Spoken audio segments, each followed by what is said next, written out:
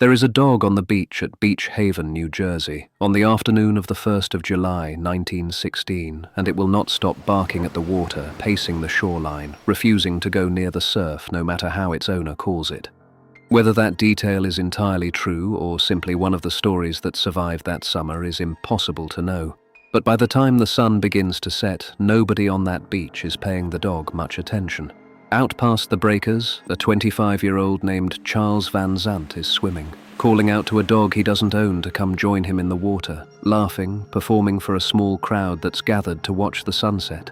And then quite suddenly, he isn't laughing anymore. He's being pulled, hard, beneath the surface.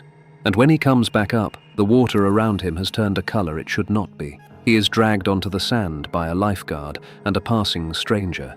And his own father, a doctor, kneels over him, trying to stop bleeding that will not stop, because his lower leg has been almost completely torn away. And within the hour, Charles Van Zandt is dead. The first person in American history confirmed to be killed by a shark in US waters, at a time when the country's leading scientists are on record insisting that such a thing is not physically possible. In 1916, you are statistically more likely to be killed by a streetcar, by lightning, by your own bathtub, than by anything living in the ocean. And that is not a quaint old belief, it is the considered public position of some of the most respected naturalists in the country, who argue that a shark's jaw simply lacks the strength to bite through a human limb, and that an unprovoked attack on a living swimmer is, in their words, next to impossible. That summer, the Jersey Shore is more crowded than it has ever been, because a polio epidemic is tearing through New York and Philadelphia, killing children by the hundreds and triggering a kind of citywide panic that empties entire neighborhoods, so families pack up and head for the coast, where the air is said to be cleaner and the disease cannot follow. And resort towns like Beach Haven and Spring Lake fill up almost overnight with people who have been promised, explicitly and repeatedly, that the ocean is the one place left where their children are safe. These are not isolated beach towns either. They are connected by a brand new culture of summer leisure, boardwalks, bathing pavilions, hotels advertising sea air as a kind of medicine, an entire industry built around convincing the public that the Atlantic is gentle, restorative, and above all, harmless. Which is what makes this particular certainty so dangerous, because it means that when the first death happens, almost nobody is willing to believe what they are looking at. And that disbelief, that sheer commercial and scientific unwillingness to accept the obvious, is exactly what lets it happen again. 5 days after Van Zandt dies, a young Swiss bellhop named Charles Bruder is swimming off Spring Lake, 45 miles up the coast, when bathers nearby start screaming, not because they've seen a shark, but because they think a red canoe has capsized, until someone realizes the red is not paint. It is Bruder, and what comes back into the lifeboat is a man with both legs severed below the knee, alive just long enough to say 5 words, "A shark bit me," before he dies on the sand surrounded by people who, 20 minutes earlier, had been sunbathing beside him. 2 confirmed deaths in 2 different towns within a single week, and you would think that's enough to close every beach on the eastern seaboard. But the hotel owners and resort towns depend entirely on summer tourism, and they cannot afford a panic, so the attacks are quietly framed as a freak coincidence.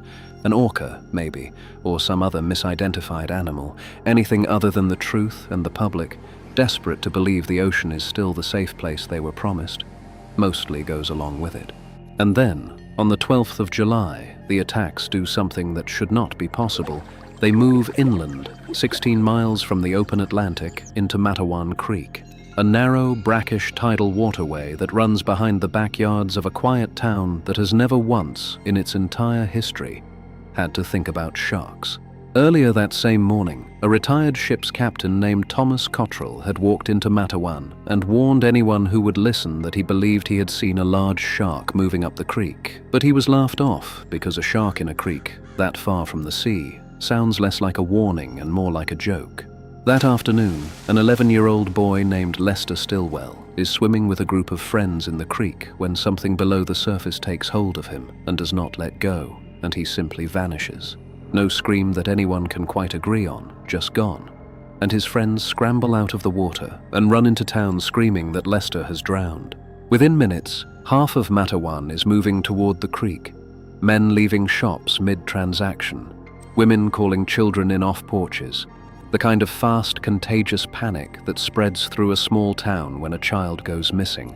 And Watson Stanley Fisher, a local tailor, is among the crowd that gathers at the water's edge, not yet knowing that the boy didn't drown at all. Hears the commotion and dives in, not to save a stranger, but to recover the body of a child the whole town has watched grow up. And as he searches the murky water with his bare hands, the same thing that took Lester takes hold of him, tearing into his thigh so badly that when they finally get him to a hospital table that evening, the doctors cannot save him either, and he dies knowing he never found the boy. Within 30 minutes of that, further down the same stretch of creek, a teenage boy named Joseph Dunn is bitten on the leg and survives only because the adults around him physically wrestle him out of the animal's grip, close enough afterward to see the bite marks and know beyond any doubt now exactly what has been living in their creek all summer.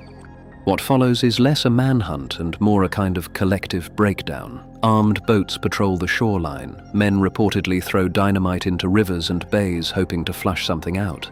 A bounty is placed on any shark caught in the region. And for the first time, newspapers across the entire country are running this story on their front page, not as a curiosity, but as a national emergency. 4 days after the deaths in Matawan Creek, a ship's captain named Michael Schleiser is hunting in Raritan Bay when he hooks something far larger than he expects, and the fight is violent enough that it capsizes his own small boat before he manages to land it, a 7.5-foot juvenile great white shark. On the dock in front of a gathered crowd, he cuts the animal open, and inside its stomach were what contemporary investigators identified as roughly 15 pounds of human remains, believed to belong to one of the Matawan victims. No further attacks were reported after the shark was killed, and Matawan Creek has not seen another one since. For most of the 20th century, the story everyone settled on was simple and almost satisfying. A single rogue great white had developed a taste for human flesh, worked its way down the coast attack by attack, and was finally caught and killed in Raritan Bay. Case closed. But there are two camps now, and they genuinely disagree, because the first camp, the Great White Camp, has one serious problem. Great whites do not typically tolerate brackish, low-salinity water, and Matawan Creek is exactly that, which means a great white traveling 16 miles up, it is already strange behavior for the species. The second camp argues it was never a great white in that creek at all, but a bull shark, a species famous for one specific unsettling trait. It can survive comfortably in fresh and brackish water, and has been documented swimming hundreds of miles up rivers, which would neatly explain how something ended up that far inland, and which raises a far more uncomfortable possibility that there may have been two different animals responsible for two different parts of this story. One in the ocean, and something else entirely capable of finding its way into the quiet water behind your own house. Either theory you land on, both camps agree on the underlying cause, an unprecedented heat wave that summer combined with a collapse in the shark's normal food supply along the coast, conditions that likely pushed a hungry, disoriented animal far closer to people than it would ever go under normal circumstances. Less a monster with a grudge, more a desperate animal making a catastrophic mistake.